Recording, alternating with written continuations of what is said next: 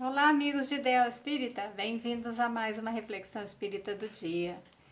Hoje vamos dar continuidade à leitura do livro de Richard Simonetti, A Bênção da Gratidão, capítulo 30. Mais 10 encontros e encerraremos a leitura do livro. Se alguém tiver sugestão de leitura de livros, pode escrever nos comentários que a gente pode analisar e fazer uma playlist da leitura do livro indicado. Hoje, capítulo 30, como eu falei, imagens no espelho. Conta a sabedoria oriental que Narada, discípulo do Senhor do Universo, desejou conhecer a ilusão. Com esse objetivo, saíram ambos a caminhar pelo mundo. Em dado momento, disse o Supremo Regente: Narada, tenho sede, traga-me por favor um copo d'água. Imediatamente o aprendiz afastou-se para atender ao solicitado. Bateu palmas em uma casa. Linda jovem o atendeu, delicada e gentil. Narada encantou-se com ela. Ela encantou-se com ele. Conversaram por longo tempo, inebriados. Iniciaram namoro, noivaram, casaram e tiveram vários filhos ao longo dos anos. A sogra de Narada, viúva rica, morreu, deixando-lhes muitos negócios e grande fortuna. Ele se cercou de conforto e bem-estar com os entes queridos. Veio o dia em que a ameaçadora epidemia alastrou-se pela região. Por prudência, Narada vendeu todos os seus bens e, na posse de uma fortuna em ouro e pedras preciosas, partiu com a família procurando lugar seguro para instalar-se. Em viagem de navio, foram colhidos por violenta tempestade à noite. O navio naufragou e Narada, em plena escuridão, lutou para não morrer afogado. Pela manhã viu-se na praia, constatando em desespero que a família perecera e ele estava só, sem sua riqueza, sem alento, sem nada. Chorou amargamente até que ouviu voz familiar. Narada, onde está meu copo d'água? Há meia hora você saiu para buscá-lo e não voltou. Então Narada aprendeu o que é a ilusão. História singela, ensinamento profundo. Situa a ilusão como tudo o que é transitório. Digamos que a água solicitada pelo Senhor do Universo representa o permanente, o inalienável, conquista do espírito imortal. Onde encontrá-la? Temos a resposta numa afirmativa de Jesus, no inesquecível diálogo com a mulher samaritana. Em João capítulo 4, versículo 14. Mas quem beber da água que eu lhe der, nunca mais terá sede. Ao contrário, a água que eu lhe der se tornará nele fonte de água jorrando para a vida eterna. Podemos dizer, portanto, que essa água maravilhosa que nos faz felizes para sempre, a água que Narada deveria buscar, está no Evangelho. O componente básico dessa água, como é ressaltado por Jesus em inúmeras oportunidades, é o amor, a lei suprema de Deus, que equilibra o universo e sustenta a vida. Amar é empenhar o coração. Amor pelo próximo, amor pela família, amor pelo conhecimento, amor pela virtude. Tudo passa no mundo. Tudo é ilusório. Somente quando empenhamos o coração, construímos para a vida eterna. Há casamentos que acabam, famílias que se dissolvem, experiências que nada representam, iniciativas que resultam em frustração, vidas que se perdem no imediatismo terrestre. Tudo é nada, se não houver amor. Com amor, o nada pode ser tudo, enriquecendo a vida. Vamos dar uma pausa. Simonete conta essa história e faz uma associação na busca da água com a conversa de Jesus com a samaritana no poço, em que ele diz para ela: mulher, dai-me água que tenho sede.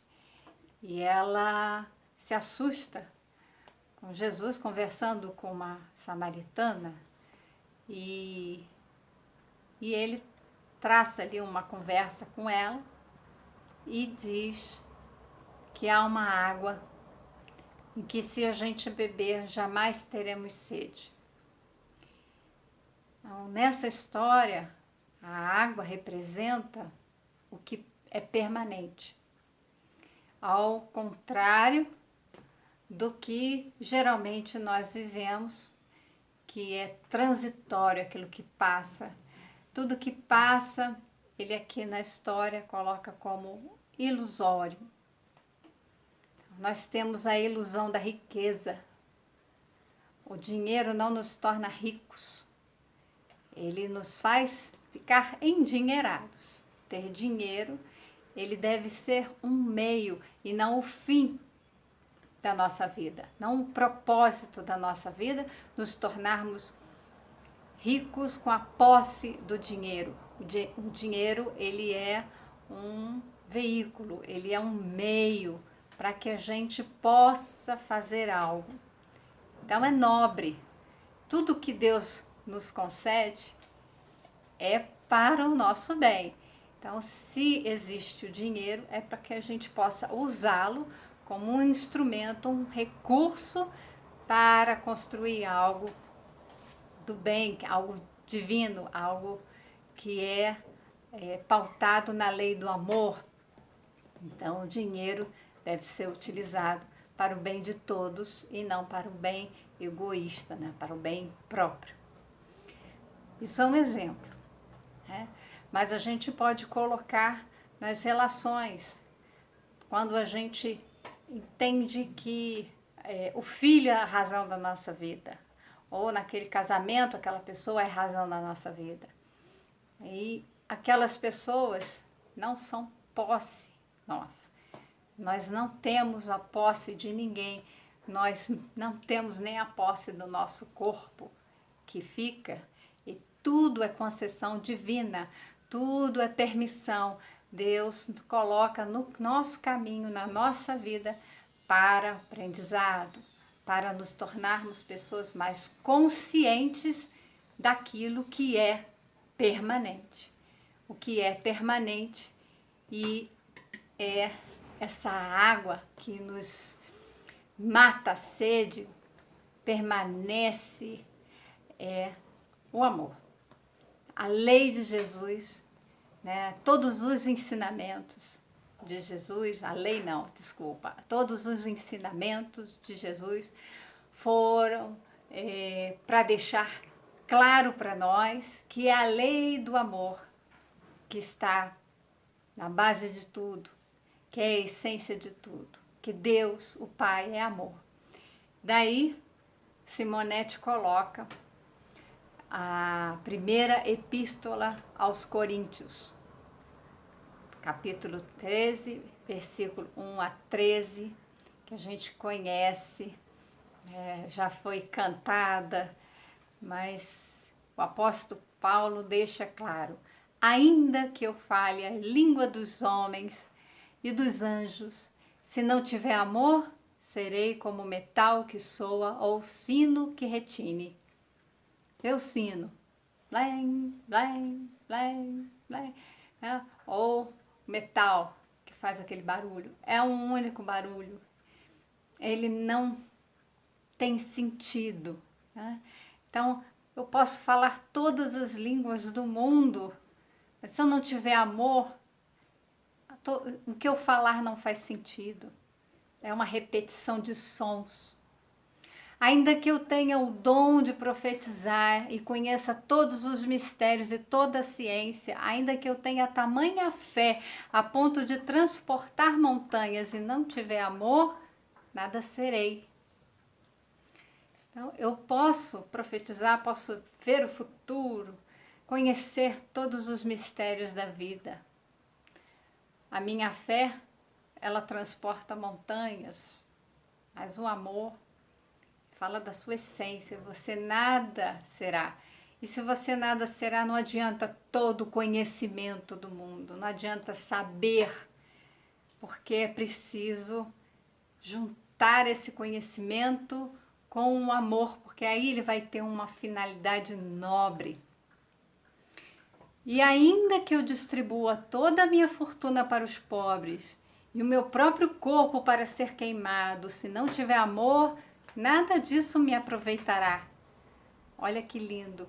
Nada, nenhum sacrifício que eu fizer, se eu doar tudo que eu tenho, me despojar de tudo, inclusive do meu corpo, nada disso será aproveitável se eu não tiver amor nesse gesto. Então, esse é o princípio da caridade, o amor em ação. De nada adianta eu distribuir dinheiro, alimento, roupas e fazer um monte de coisas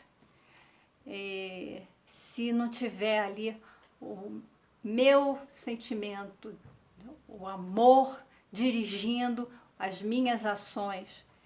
O propósito daquilo tudo seja amar aquelas pessoas, então eu entrego para elas tudo que elas precisam, porque se a gente pensar bem, é obrigação nossa cuidar do outro, é obrigação nossa dar alimento para quem tem fome, mas tem que ser mais do que isso.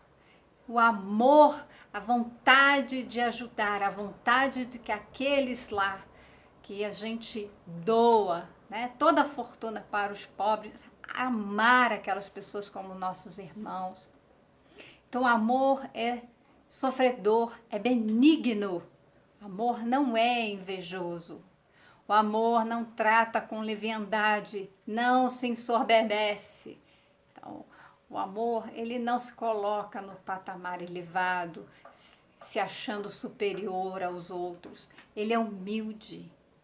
Ele não trata com leviandade, mas ele trata com amparo, com benevolência. Não se porta com indecência, não busca os seus interesses, não se irrita, não suspeita mal. Não folga com a injustiça, mas folga com a verdade. Então, o amor, ele se doa sem pensar em si. Isso é algo até muito difícil para a gente compreender quando falamos de nos abandonar, como se isso fosse uma falta de amor próprio. Não é. Quando a gente se ama e a gente sabe que a lei de Deus é a lei do amor e se guia por essa lei, a gente se entrega o próprio corpo, se entrega completamente, porque na verdade a gente está se entregando aquilo que nós somos, essência divina. Cumprimos com o que está na nossa essência. Então, a gente geralmente acha que se entregar, se abandonar, né, é falta de auto-amor. E não é. O interesse pessoal. É isso que a gente às vezes confunde. Né? nós estamos ainda muito voltados a fazer as coisas por interesse. É difícil, às vezes, perceber que nossos gestos são movidos por interesses pessoais quando a gente acha que está fazendo para o outro. Na verdade, a gente está fazendo para si mesmo.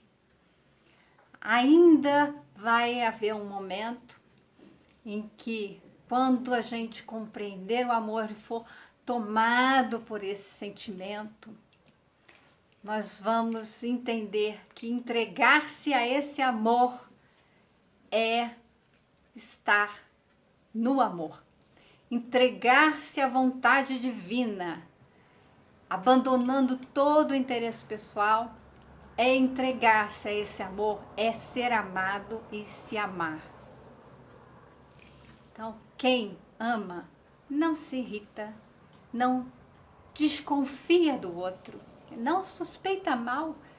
Eu não penso mal de você, das pessoas. Eu penso bem, embora a gente tenha que ser prudente e saber que nem todos querem o nosso bem, mas nós queremos o bem, independentemente se o outro é capaz de nos amar, é capaz de nos querer o bem.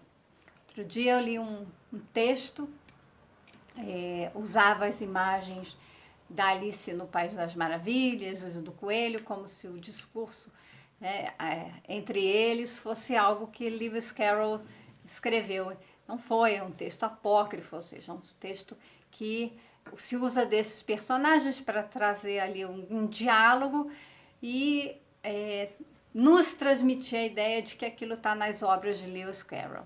Não estava, e era um texto em que Alice perguntava para o coelho se o coelho a amava, e o coelho dizia que ele só ia amar Alice quando Alice se amasse. E eu vi as pessoas celebrando esse tipo de diálogo, achando isso de uma inteligência, mas eles esqueceram que o ato de amar não depende do outro se amar ou do outro me amar. O ato de amar, ele só depende de eu ter o amor em mim. Se eu me amo, se eu tenho amor em mim, eu sou capaz de amar sem esperar que me amem em retribuição, sem esperar que o outro se ame. Quando eu me amo, eu me respeito, eu conheço os limites e eu amo livremente. Então é preciso cuidado com essas falas que dizem do amor, porque muito se fala do amor, esse termo caiu assim, né, no senso comum, tudo é amor, inclusive eu amo uma roupa, eu amo uma comida, eu amo objetos e a gente usa as pessoas. Isso precisa ser invertido, a gente passar a usar os objetos como um meio para a nossa evolução espiritual e amar as pessoas. Quando ele fala que não folga com a injustiça, que ele não deixa a injustiça tomar conta, ele folga com a verdade, então ele interage com a verdade. A injustiça não tem espaço, ela não tem, eu não dou folga, eu não dou descanso. A injustiça, ela deve ser vigiada, controlada, não deve ser manifestada, mas sim a verdade. Tudo sofre, tudo crê, tudo espera, tudo suporta. Amor nunca falha, mas havendo profecias, serão aniquiladas, havendo línguas, cessarão, havendo ciência, desaparecerá. Porque em parte conhecemos e em parte profetizamos. Mas quando vier o que é perfeito, então o que o é em parte será aniquilado. Quando eu era menino, falava como menino, sentia como menino, discorria como menino, mas logo que cheguei a ser homem, acabei com as coisas de menino. Porque agora vemos por espelho e enigma, mas então veremos face a face. Agora conheço em parte, mas então conhecerei, como também sou conhecido. Agora, pois, permanecem a fé, a esperança e o amor, mas o maior deles é o amor. Uma linda poesia que Paulo de Tarso escreve e que ele nos deixa claro que o amor ele não falha, e havendo, né, profecias, línguas, ciência, tudo isso desaparecerá, porque não é em parte, né? Tudo que é em parte será aniquilado. O amor, ele é o todo. Então, quando ele fala quando era menino, a gente age quando é menino, quando é criança, ainda na infância, mas a gente cresce espiritualmente, sai da infância espiritual e passamos a agir como, né, seres espirituais com mais consciência, uma amplitude de consciência para quem somos. E agora vemos, então veremos face a face. Se não há amor, a vida será sempre um grande enigma, cheio de ilusões, como meras imagens que o espelho reflete. Daí a razão que o Simonetti usa o espelho, né? São imagens em espelhos, são reflexos, são ilusões. Aquela imagem refletida não sou eu, é simplesmente uma imagem. Então ele faz a associação com a ilusão. E uma vida sem amor é uma vida com grande enigma. Qual é esse grande enigma? Qual é o propósito da minha vida? Ontem eu achei interessante que o meu filho, que vai fazer 10 anos esse mês, ele me perguntou: qual é o propósito da minha vida? Em outras palavras, ele acabou querendo dizer isso. Ele estava se perguntando o que ele veio fazer aqui. O que Deus queria que ele fizesse nessa vida. E esse é o grande enigma. Brincar com reflexos no espelho, brincar com ilusões, é coisa de menino. Se continuamos nessa vida vivendo das ilusões, nós ainda estamos na infância espiritual, achando que somos aquilo que não somos. Entrar em contato com quem nós somos em realidade é um processo bastante doloroso, porque a sensação que nós temos é de queda. Porque geralmente nos colocamos em patamares acima do que realmente somos. E quando a gente descobre que a gente não é tão bondoso quanto a gente acha que a gente é tão amoroso quanto a gente acha que a gente percebe que tem ainda muita raiva, muita intolerância, muita inveja, muito orgulho, vaidade, a gente sente que está lá embaixo ainda. E pensa bem, estamos num planeta, provas e expiações, buscando um processo de regeneração, mas não é do planeta, é do ser humano. O ser humano precisa se regenerar para continuar no seu processo evolutivo e transformar aqui o planeta num lugar da regeneração dos corações, dessas almas. Para a gente poder se regenerar, a gente tem que começar a tomar consciência de quem somos, em que momento nós estamos na evolução e trabalhar. Então tem que ter um olhar otimista e não pessimista, porque parece que quando a gente descobre que não sabe amar, isso é um baque, a gente está na ilusão de que acha que sabe amar, de que ama muito. E quando a gente percebe que nós somos mais intolerantes do que amorosos, porque se eu sou amoroso, eu aceito você como você é. Mas se eu não aceito como você é, eu me irrito e eu começo a querer dizer para você como que você deve ser, eu sou intolerante, eu não aceito você e eu te julgo, eu te condeno. E com isso não é atitude de quem ama e aceita o outro como ele é no estado em que ele se encontra. E sabendo que ele vai melhorar, que ele vai avançar, mas sem me colocar numa posição superior a ele. Eu sou igual a ele, estou nas mesmas condições de ter que também aprender, a amar, porque não basta o conhecimento, é preciso o sentimento junto para construir esse processo evolutivo dentro de nós, essa transformação moral.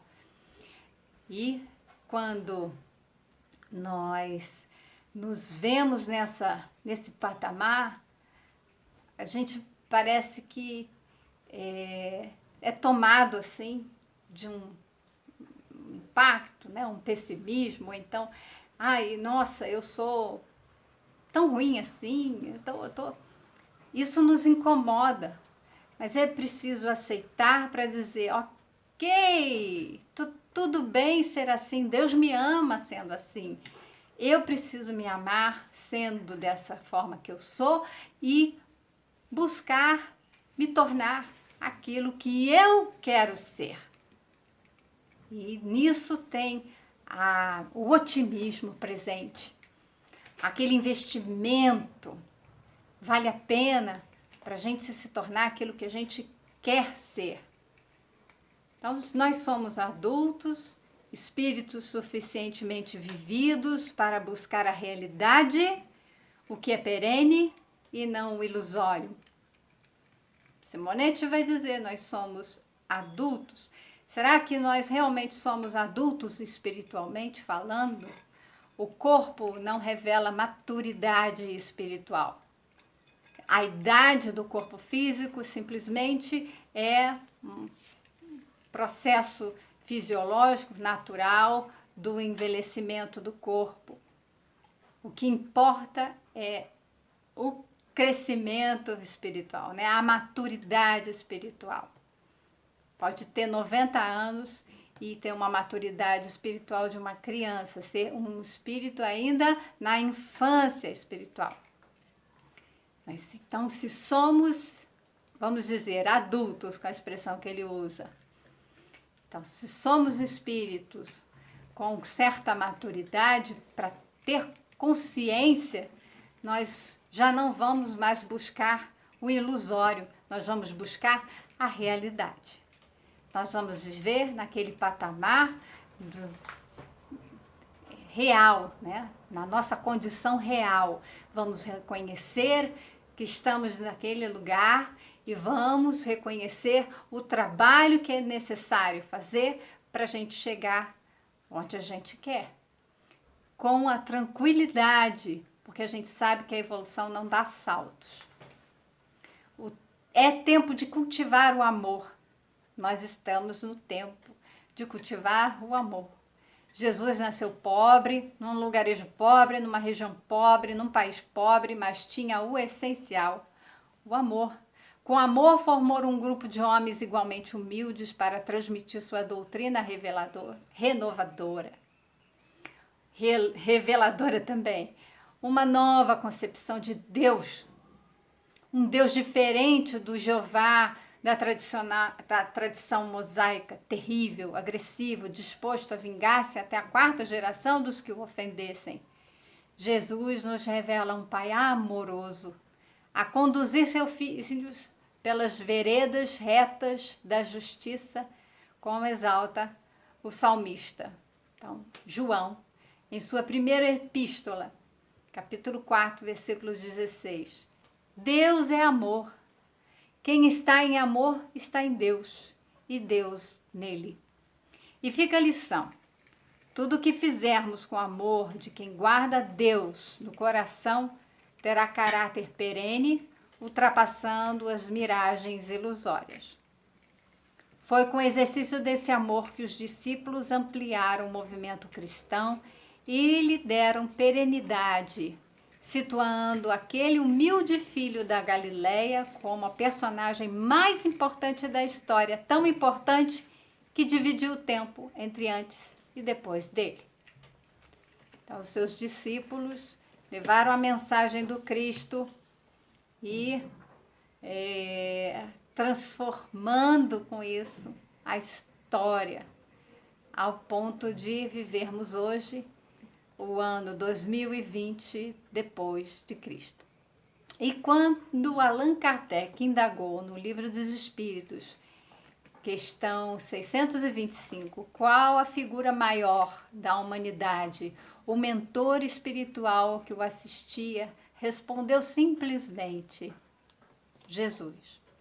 Jesus foi o espírito mais perfeito que esteve entre nós. Todos os demais ensinamentos estão contidos ali, quando Jesus falou. Todas as leis e os profetas estão contidos no amar a Deus sobre todas as coisas, amar ao próximo como a ti mesmo. Isso porque foi alguém que estava em Deus e Deus nele, na sintonia do amor. Eis uma grande lição para a gente pensar todos os dias da nossa vida, que nós estamos aqui para desenvolvermos o amor em nós. Desde a mensagem de Jesus há mais de 2000 anos, até hoje, isso vem sendo dito, mas foi distorcido, porque nós, ainda espíritos na infância, queríamos as ilusões da matéria, dos prazeres dos sentidos. Mas agora não há mais tempo para brincarmos de criança. As coisas de menino, as coisas da infância, devem ficar lá como uma experiência importante, mas é preciso agora amadurecer espiritualmente e vivenciar a lei de amor, justiça e caridade que Jesus veio fazer viver em nós, para que Deus viva em nós e nós possamos viver em Deus. Então, tenhamos um bom dia, início de uma semana maravilhosa para todos nós. E muita paz e até o nosso próximo encontro.